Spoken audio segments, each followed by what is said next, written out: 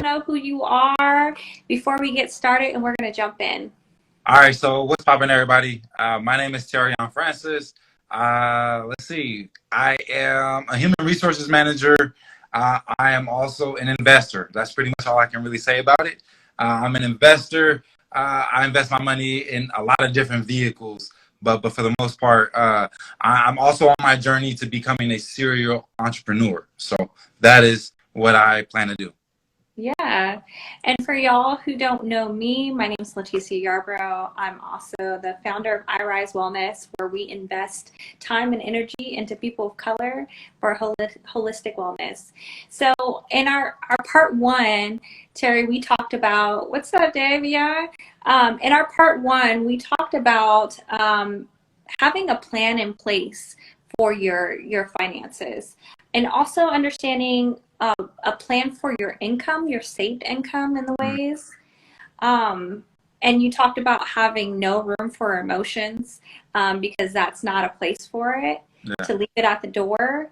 You also had a conversation and talk about like having conversations about money with new people and whomever that may be in new spaces, and just really talking about money.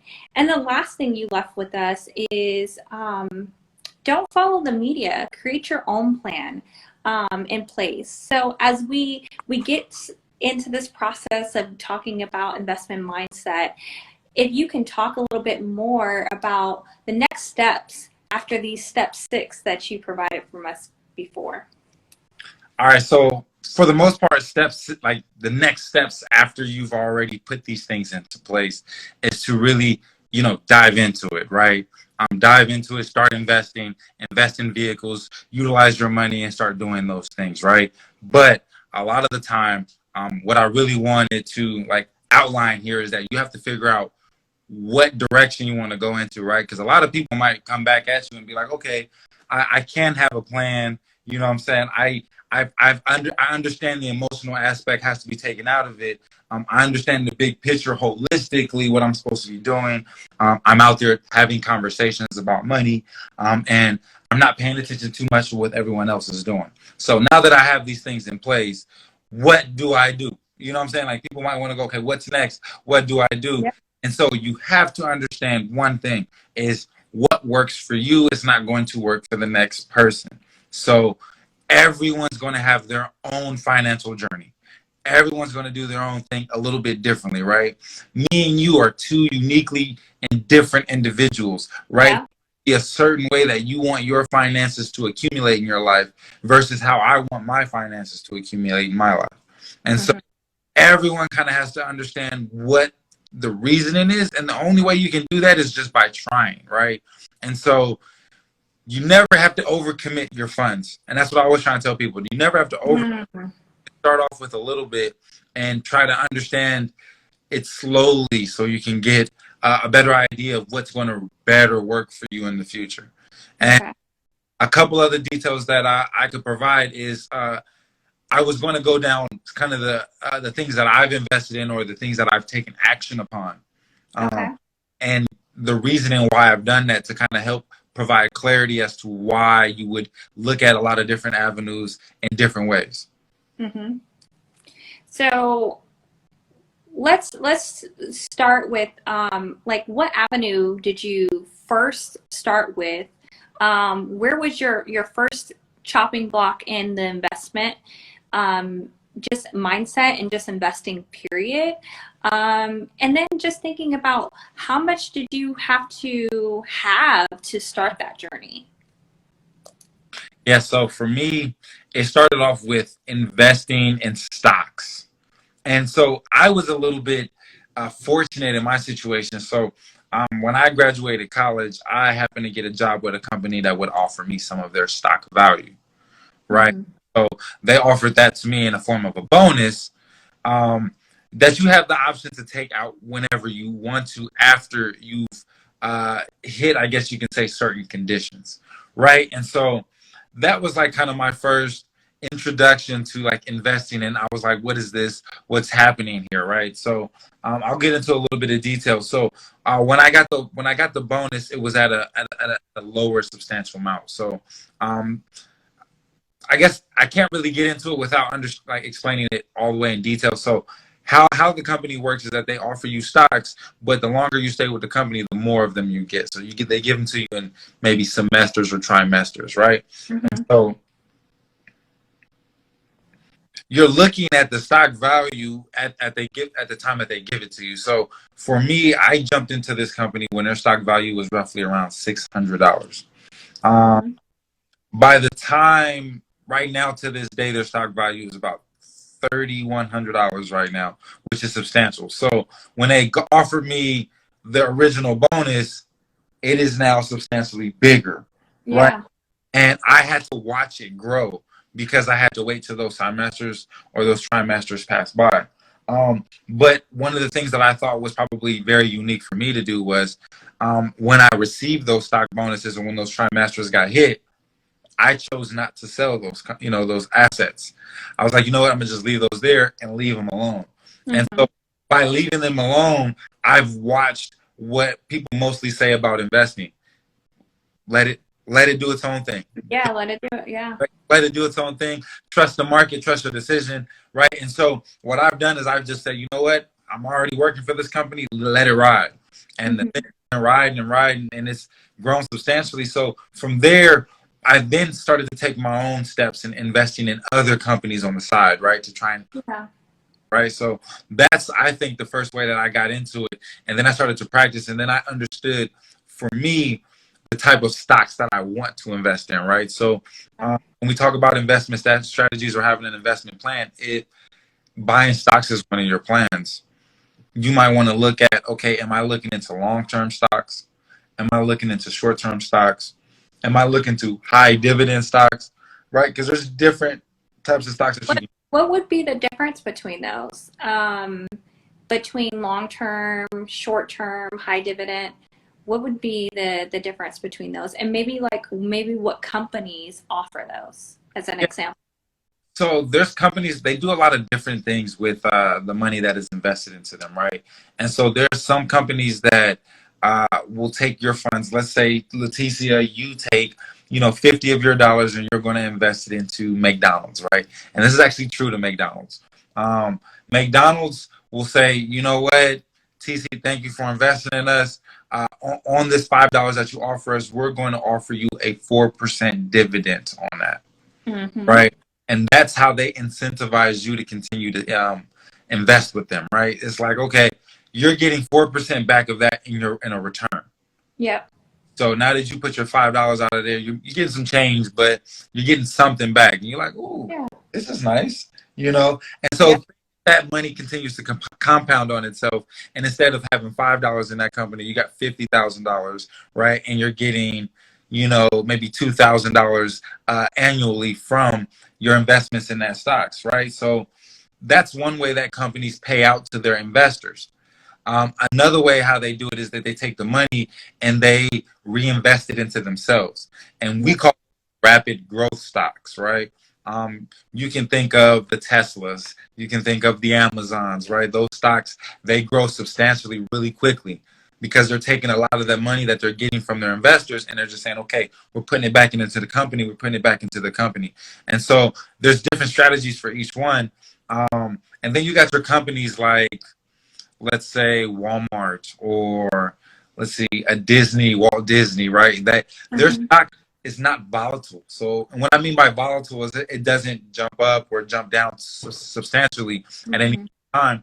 It's usually a steady climb, Yeah. right? A steady climb, and that's the slow but steady route, right? So there's really different types of stocks that you can look into, and you have to understand what it's going to work for you. So for me specifically, I like stocks that have rapid growth um, over, I want to say, a span of 10 to 20 years, right? I'm Okay.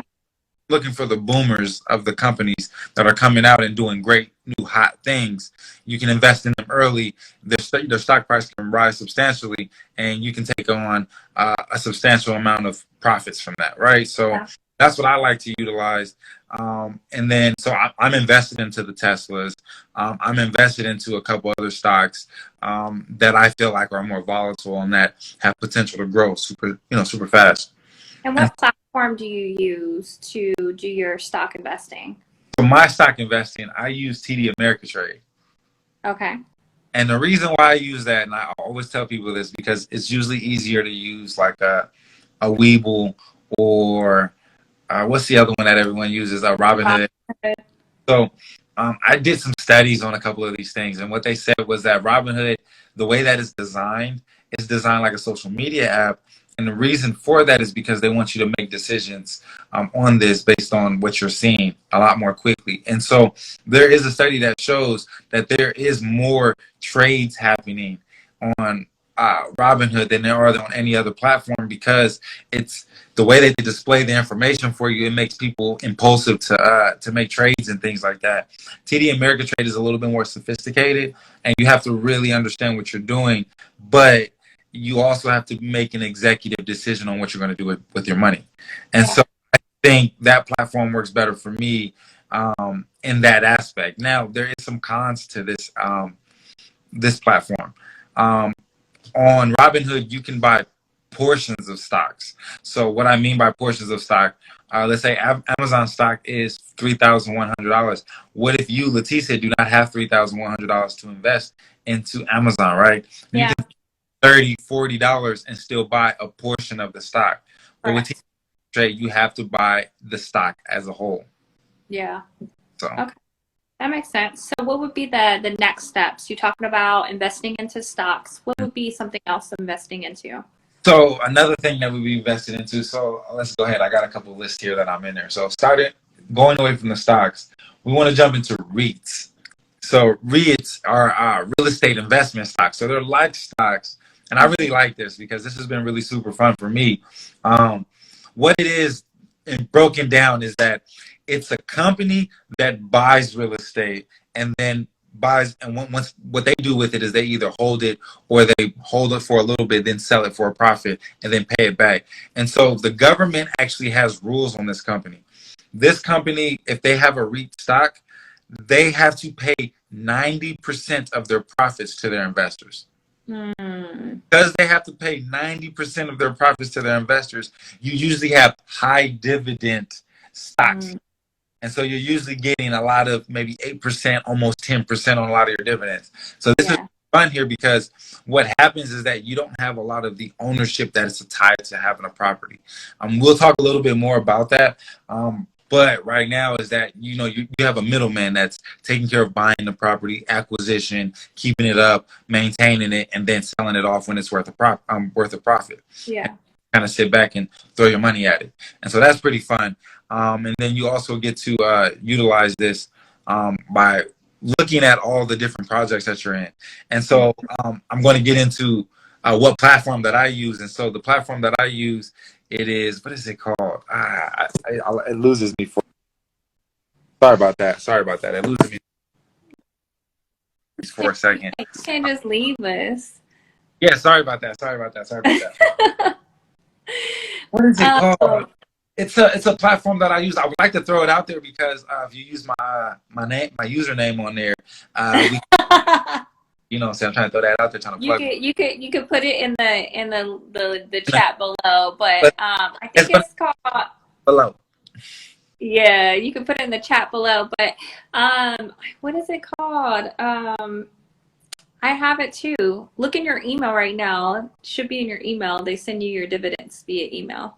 Oh, there we go. I'm not going to take too much time. Oh, fundraiser! Look. So FundRise. There you go. FundRise. Thanks.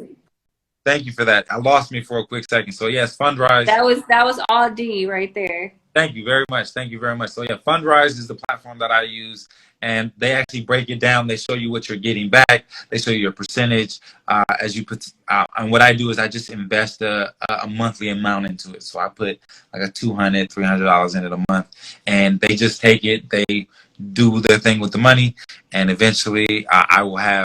Right now, I'm sitting at about 9% return on my investments in there. So that's a really good return there. So I'll continue to keep running those numbers up there. Yeah. So what is your next investment? So my next investment that I go into is, and I want to talk to a lot of people about this because a lot of people are going to probably ask, can you touch a little bit on this? Cryptocurrency. right? So cryptocurrency is this new hot word that's been coming out since like 2020, since everybody's sitting at home, lost in their phones, COVID. I get it, right? So cryptocurrency, we're talking about Bitcoin, we're talking about Ethereum, we're talking about XCC, we're talking about Dogecoin, all those different things. What's interesting about them is that for me, I haven't dived enough into cryptocurrency, but what I like about it is that it's 24/7, so it's never not going on, right? So stock market, the weekends it's off and you're not really doing things at certain times. But with cryptocurrency, it's 24/7. But for me specifically, I feel like cryptocurrency is a lot more volatile than the stock market. Yeah. There's a lot of different variables that are forcing those numbers to move up and down. And sometimes we're not entirely sure on which crypto is feeding off of which metric that's helping it move up or move back down, right? So oftentimes you might have things that are overvalued or even undervalued. And so how I like to look at it is I like to invest in it in a short term mindset. And what I mean by that is that I'm looking to make a call with a cryptocurrency right in that moment and hopefully get a return within a month, 2 months, or maybe even up to a year. That's what I'm looking for a cryptocurrency. Other investments other than like in the stock market or my REITs, I might keep those for 5, 10, 20 years before I even try and sell those off for a profit. But with the cryptocurrencies, I'm not trying to hold those for too long. Maybe Bitcoin if I got into it a little bit but I haven't. Right now, what I've invested in is I've invested into Dogecoin. I can see it really continuing to rise for a little bit and then probably flatlining and really dying off with the media. And so that's what my mindset is. I'm not a professional. I try to say this to everybody. I'm not a professional. Don't take my advice. This is my investment strategy, and this is what I think about cryptocurrency. And so that's what I got going on for crypto. And that's one topic that I can share a little bit light on. Another thing that worked out for me was a Roth IRA. And so the reason why I needed to get in Roth IRA, let's talk about why I needed to get one in the first place, because it might work for somebody, because this was my situation. My situation was I kept going to my tax man at the end of the year, and he was telling me that you're either not getting a return or you're going to have to pay some money back. Yep. And when I asked him, why would I have to pay money back? Aren't I paying my taxes? He's like, yeah, you make too much money. And I was like, what do you mean by that? I make too much money. I'm working hard out here to make my money. I'm out here working hard to make my money. Like, why I can't keep it? Why I got to pay you at the end of the thing, at the end of the year? And so what he told me is that you have to try and lower your taxable income, right? So it's like, okay, well, what do you mean by that? What is my taxable income? So the income that you are receiving from your job, right, that is reported on your W-2s. And then whatever taxes you already pay, they report it and then they try to balance it back out. Sometimes you are underpaying in your taxes. Sometimes you're overpaying in your taxes. But oftentimes we're underpaying. We're trying to pay just enough taxes. We don't want to, right? And so when you're making a substantial amount, you might sometimes, how do I say this? Your country rewards you for doing things with your money and not just holding on to it. Correct. You hold on to your money, your country is like, why are you just holding on to that? What are you doing with this money? You're not doing anything with it. We could be doing something for you. What's going on, right? But when you start to do things like invest, when you start to do things like buy real estate, when you start to invest into a Roth IRA, you can substantiate putting a lower amount on your taxable income, I guess you can say, right? And then for the people, there's two different IRAs. There's a Roth IRA and there's a traditional IRA. A Roth IRA, you're taxed right then and there. A traditional IRA is they'll tax you at the end of, like, when you want to retire, you get taxed at the end. And it depends on where you see yourself in life. If you see yourself making less income when you're older, then a traditional is good. But if you see yourself making generational wealth in the ways that, Terry wants to go, then you want to get taxed early because you're going to be making more later down the road. No. I like that. So yeah, so there I learned a little bit, You flex learning a little bit from you. your financial muscles a little bit. I see you. Yeah, I'm working a little bit. So, if we can get into your real estate investing, like where did that come from? Where did that start? So my real estate investing, it started with wanting to buy property for my family, put my mom and the family, my mom and my family into a home. And so that was the goal first, kind of, that happened. And so I was like, I wanna put my mom in the house. My mom lost her house a little bit when I was younger in high school. We kind of, you know, a lot of things was happening with our families. A lot of things went off. So my mom moved and, started to do a lot of different things. And so she was bouncing around still renting.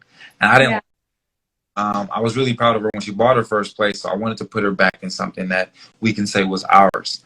And so when I got this new job after college, I had an opportunity to really save up a lot of money. And so I had capital, but I didn't know what to do with it, right? I was saved up. I had received a bonus for starting with the company, so I just put it off to the side. And then I started to look into financial literacy and started to realize leaving my money in the bank is not doing anything for me, right? And so um, that, on top of wanting to get my mom a place, like, just, kind of accelerated this passion for it. So I started to just look around. I had a family, a friend in the family that was a realtor, and so me and her got connected. I told her that I was interested in a place. She helped me get pre-approved. When I got pre-approved, I only got pre-approved for not so much, especially in California, right? We live in Yeah. California. California houses 300 up, $1,000 and up. Yeah. I for roughly like almost two, roughly two. Mm-hmm. And I was like, okay, so luckily, and I always try to tell people this, we need to lean in on each other. We Yeah. lean in on each other, right? My best friend was like, T, I'll go in on this house with you. I say, would you co-sign on this house with me? He was like, yes, I'll co-sign on it. I said, I'll take care of all the finances, all that stuff. I'll take care of the mortgage. We'll get all that situated. I just need you to put your name next to this thing so I can get approved for another amount. And so he did. I got approved for the final loan amount of the entire property, and I've had that house ever since. Yeah. And so that was the first step in, just starting with it. And then from there, I was like, I can do this again. Let's go for it. And so a couple years later, I took me and my other friend, Davion, who's probably on this, we jumped on here and we got our first place in Las Vegas together, right? Because he wanted to know how to buy a property. And I was like, you know what? I'm going to help you with this process, but I want you to walk through this because I already went through this, right? I know Yeah. how to buy property. I know how to do this. I want you to take this one. I'm going to put my name next to this one. You take this one, and we're going to get this property. So we got a property in Las Vegas, and we stayed there for about 6 months, and then we vacated the premises, and now we have a tenant living in there and paying the mortgage there. And so these benefits that we're getting here is that the first place that I have my family in, they are paying the mortgage at that location, and then this other place we have them paying the mortgage at that location. With the sorry, not the stock market, with the housing market going the way that is going, Yeah. we have an equity being built on the top end, but then on the bottom end we have tenants in these properties that are eating at the debts on these properties, right? And out of our pockets. And so that is the benefit of having real estate, because what you can do then is that gap that you see that is happening as the market of house value going up and your actual principal of your debt is going down, that is equity and that is leverage. I try to tell people, Yes. leverage right here. That is value that you have in your home. That is money in your pocket that you can use. I wouldn't go buy cars and jewelry and stuff with it. I would go invest that money into other things and other aspects of your life, or not just real estate. Maybe you're passionate about going to school, or maybe you're passionate about building something. That's a way for you to build this fund and do that for yourself and do that for your life. And so after fast forward 2 years after buying the last property, we then now bought a property here in Texas, right? Mm-hmm. With another property that we bought for, I want to say, about $250,000. And the market is going to continue to rise here because everyone and their mama is moving to Texas. The area is being gentrified. No, we're going to talk about it, right? Yeah. the strategy here, right? The strategy for living here was I live in the hood. Like I live in Oak Cliff, Dallas, Texas. Like that's where I'm at. But it's South Dallas. But if you look online and everyone can go do this research, they are planning to build out that area in the next 10 to 15 years. Yeah. Doing it with 60% commercial real estate, 20% actual real estate for people to live, things like that. And you can look this up on the internet, so you can plan your financial strategy in the long term by using your resources, right? So Mhm. I already looked into this area a couple years ago before I even had the opportunity to come here. And so when I found this property and seen the area, I was like, this is an easy brainer, because this property will be looking like California in the next 5 to 10 years. Uh, Yeah. Probably valued over $500,000, probably valued somewhere around there because of how close it is to downtown and what's going to be built out here. So Right. I understand that that's how the market works, and just make it make sense, connect the dots, right? Like that's really what it's. Yeah. So really thinking about leaning on your family, your friends to create that wealth, but also I want you to talk a little bit about when you purchase a home, the aspect of refinancing and what that is and what is entailed with that. So yeah, so refinance. Refinance is interesting because I refinanced the first property in California already, and I can tell you the reason why I had to do it. So when Hmm. I bought the property originally, the mortgage was actually a little higher. It was roughly like $2,400. The place that my mom was living at previously, roughly 21 there. So I was covering the difference, right? I was trying to help her out and cover the difference, because when I took her out of her home, I said, I don't want you to pay anything more than what you are already paying. I just want, I want you to have what's yours, and I want you to be like, this is your place. And it was, Hmm. obviously we got a pool and all that stuff, but I didn't want to charge her more and put an undue hardship on her. So I Yeah. cut the difference and paid for it. And I had been doing that without even living in the property. Now, sometimes I was living in it, but I wasn't living in it. So it was kind of hitting my pockets a little bit, right? Yeah. Um, and so what happened was when COVID hit and the housing market started to surge. And what I mean by surge is that the property value started to go up because everyone started moving out of the inner cities because they weren't working at their jobs anymore. They were Yeah. working at home. And so people started moving and moving around, and people were looking for places to move to. And this caused a high demand for places. So places value went up substantially. Right. And then also on top of that, the government also made interest rates at its all-time low. Yeah. So the perfect time to refinance and get you locked in to a lower percentage rate or interest rate, right? And so for me, by locking in, I think my percentage rate went down by a whole percent. Yeah. Whole percent. And by going down by a whole percent, it would save me roughly $40,000 over the life of the loan in the house, right? Because you have to pay the interest and you have to pay the principal down. Yeah. I would have saved about $40,000 by doing that. And so it just made sense for me to do that. What also happens is that over the last, I believe it was about 4 years, because I've had that property, we've been paying the mortgage consistently. Yeah. So the original loan amount is now lower than it was, right? We've paid down a substantial amount of the mortgage, and so now we're refinancing not the original amount, but this new amount. And so Correct. refinancing this new amount with a lower interest rate, we can now get a lower mortgage rate. Mm-hmm. Also, a caveat to this was that when I bought this property, I didn't put down 25%, so I had to be paying a PMI. That's why my mortgage was so expensive, because I had to pay a PMI. And you have to keep a PMI because you don't have 20% equity in your home, right? Mm-hmm. But What because does PMI stand for? so it's private mortgage insurance. Okay. Yeah, so, and all that is that it's basically the bank's insurance saying that if you do not pay the loan, their money is insured. That's all. Correct. And they make you pay it. So they make you pay it, so if anything happens, it's on you. They get their money back somehow. With that being said, once you have 20% equity in the house, then you can refinance and take the PMI off. So at this time, because the market was surging, the property value had then skyrocketed. So the property value that I bought it originally was about $350,000. But around 2020, when I refinanced, the property had been valued at like $475,000. So Wow. almost $200,000 in equity already built into the place. Mm. Right. So it's like what? So that 20% grew. That 20% in equity was already there.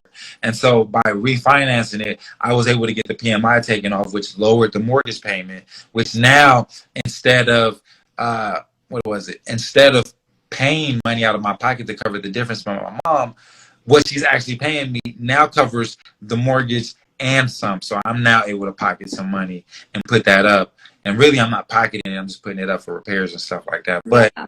the positive cash flow at this point. Perfect. So, you talked about ways that you've done your investment. Mhm. Just as we're closing, is there any takeaways that you think people may have questions about? So if you all have questions in the chat, please ask. These are great opportunities to ask the really hard questions. I think some of the questions that we had was, how much money do you need to start investing? Should you really trust someone when investing, like your long-term goals and different things like that? And another question was, where do you start? And those were some of the questions that were in the chat previously. But if you all have any questions that have just dropped in, please let us know. And what I can do for you right now before we close is I can actually answer some of these questions with the different topics that we kind of talked about. So how much money do you need to start, right? Let's go through all the different things that we talked about. So when we start talk about the stock market, whatever money you have available to you, you can use to start, right? If you got change, if you got 50 cents, a dollar, 50 cents, maybe $50 here and there, you can already start investing by putting that money into one of these platforms such as Robinhood and or TD Ameritrade. We will put your funds on there and start investing into stocks, right? So you can use any amount of money there. When it comes to REIT stocks, you can also do the same thing and just start off with whatever amount that you have. With cryptocurrency, is the exact same. You can start with what you need. With a Roth IRA, the benefits here that you can do is you have to start with 6,500. Yeah, you have to start with 6,500. I mean, you don't have to start with it all at once, though. Yeah, but over the year's time, you need to have 6,500 in there. Yes. For the most part, and that's the max amount that you can invest in there for that year, and so it kind of limits you in how much you can grow, but it's also a vehicle to help lower your taxable income. And so, for people to say how much money is that, it's like, well, at max you can only lower your taxable income by this $6,500. So that is how much money you can use for that. So I'll just use that number for there. And then for real estate. So for real estate, there's a lot of different vehicles that you can use here. So you can use other people's money for real estate. You can damn near use other people's money. You can also use your own money if you want to. And so what you get into is that if you have good credit, you don't always have to put down a substantial amount. And so I've gotten away with putting down 3%, 5%, and like 7 to 8% on houses because of my credit. At minimum, though, you'll probably get hit with 10%. So 10% of whatever that property's value is what you would need to start off. If you have credit, I would just tell people to go with that. And then as you try to expand it, you try to go through different avenues. You can, get your friends to kind of help you if you want to. Things. So about roughly 10%. Then you talked about trust. Should you trust your friends? I'm gonna be real with you. Trust is a double-edged sword. It just is what it is. LaTecia, I don't know if you agree or disagree with me in this one, but trust is a double-edged sword, and that's the way life is, right? Yeah. It's a reality. It's a sad reality we have to live with, right? Sometimes things go sour with people that you think you were cool with back in the day, right? Like that's just it's just what it is. But you got to leave your emotions at the door, like you said before, when it exactly comes to investing, take right? out of the door when you're investing. But at the same time, you have to understand who's going to be there with you, right? And you have Correct. out expectations when you're investing with people. If you're investing with somebody, let's say me and you are investing together and we're going to flip a house together, right? And I say, TC, I'm going to give you $50,000 to get this flip going, right? And you're like, all right, trust me, I got you, I'm going to make it happen. And then I give you the $50,000 and you're like, all right, T, let's go check the property out. Let's go do this. I'm going to be looking at you like, I said I was going to give you the money. I'm not going to. What are you talking about? And then there's a I little don't want to do none of the work. exactly right, but then there's a little bit of friction there, so you got to make sure you're talking about it.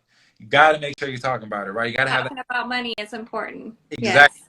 expectations on it. So making sure you have that expectation talk. But about talking a question about should you trust somebody, that's up to you. That's your decision, Yeah. you know. And Trust all my friends. so that's what we got to do. We have to. It takes a community, right? We got to come together at some point in time, and so we do got to leave the emotions at the door and come together and say, you know what, this is a goal, and sometimes we're not going to succeed at that goal, right? Correct. We might try, we might not, we might fail. So it is what it is. And then where do you start? Was the next question. So I tell people this: the first thing is you start with investing in yourself, and when you invest in yourself, you're investing in your mental. So you start anywhere. You can start on, I'll give you a couple of things that you can list off. So YouTube, right? YouTube is probably the one thing that everyone probably says, and it's very underutilized. Yeah. You probably a good one. We have LinkedIn Learning. What else? You can purchase books about investing. We got books. You can follow certain people that you're interested in on social media. I mean, we all have celebrities or people whose lifestyles we probably want to live our lives around, and the best way to do it is try to mimic their habits, right? So have access to people way differently than we did 20 years ago. So you can figure out a way to mimic the behaviors of somebody that you're like, you know what, I want to do something like that, but tweak it a little bit, right? And so Make it fit you. no, there's no reason to reinvent the wheel. You're not about to create something out of thin air, right? Not at this point in time in life, and I think in humanity, we're all just trying to find our way in life and find it and tweak it a little bit and make it for us. And I think that's what's important. So I want to thank you so much for having this conversation and really telling your story and letting us know a little bit about you and how you invest. For all the folks that have just came in, we kind of share some ways that you can start investing if you haven't already, and also ways that you can start to grow your income. So I hope you enjoyed this. This is part 2. If you haven't seen part 1, it's in the Instagram, so you can find it on the IGTV. I want to thank you, Terrone, for spending your time with us today on this lovely Saturday, and I'll see y'all. Love ya. Thank you.